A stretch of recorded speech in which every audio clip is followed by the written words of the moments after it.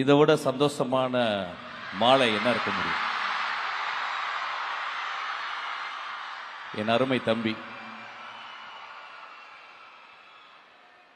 இந்தி போராட்ட சமயத்தில் ஒரு கையெழுத்து பிரதியை அடிக்கடி அண்ணா படிச்சாராம். படிச்சுட்டு யார்ப்பா ஒரு அழகா எழுதுறா, அந்த இளைஞரை நான் மீட் பண்ணணும்னு சொன்னாராம். அவரை பிடிச்சிட்டு கூட்டி நிறுத்தினாங்களாம். அண்ணா பார்க்கும்போது ஒரு 14 வயசு பையன் நின்றாராம். அவர் தான் மு. கருணாநிதி.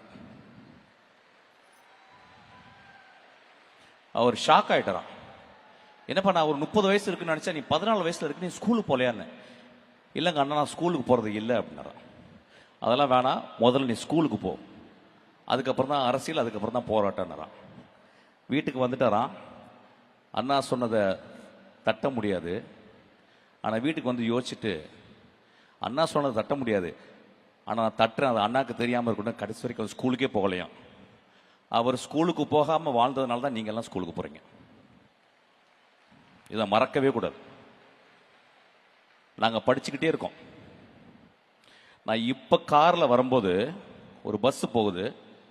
அந்த பஸ்ஸில் திருநங்கைகளுக்கும் திருநம்பிகளுக்கும் ஒரு திட்டம் அப்படின்னு இருக்கு, சிறகுன்னு ஒரு திட்டம். நாங்கள் 2 பேரும் அரசியலுக்கு அப்பாற்பட்டவங்க. ஆனால் அந்த குடும்பத்தில் தான் நாங்கள் எப்பயுமே இருக்கிறோம், எப்பயுமே கூட பழகிக்கிட்டே இருக்கோம். ரொம்ப ரொம்ப நீங்கள் எல்லாம் கொடுத்து வச்சவங்க. நாங்கள் ஸ்கூலில் படிக்கும்போது, கவர்மெண்ட் ஸ்கூலில் படிக்கும்போது எங்களுக்கு எந்த ஹெல்ப்புமே இல்லை. ரொம்ப ரொம்ப கஷ்டப்பட்டு ஒவ்வொரு வருஷமும் நாங்கள் படிக்கிறதுக்கு அவ்வளோ கஷ்டப்பட்டு வந்தோம். இன்னைக்கு உங்கள் வாழ்க்கையில் இந்த அரசும் முதல்வரும் எனது மதிப்பிற்குரிய என் இதயத்திற்கு சொந்தமான தம்பியும் புன்னகை அரசர் அன்பிலும் 3 பேரும் சேர்ந்து உங்களை பத்திரமா பார்த்துக்கிறாங்க. அதை மறக்கவே கூடாது. அவ்வளவு நல்ல திட்டங்களை உங்களுக்கு படிக்கிறதுக்காக சொல்றாங்க. நீங்க படிக்கணும்.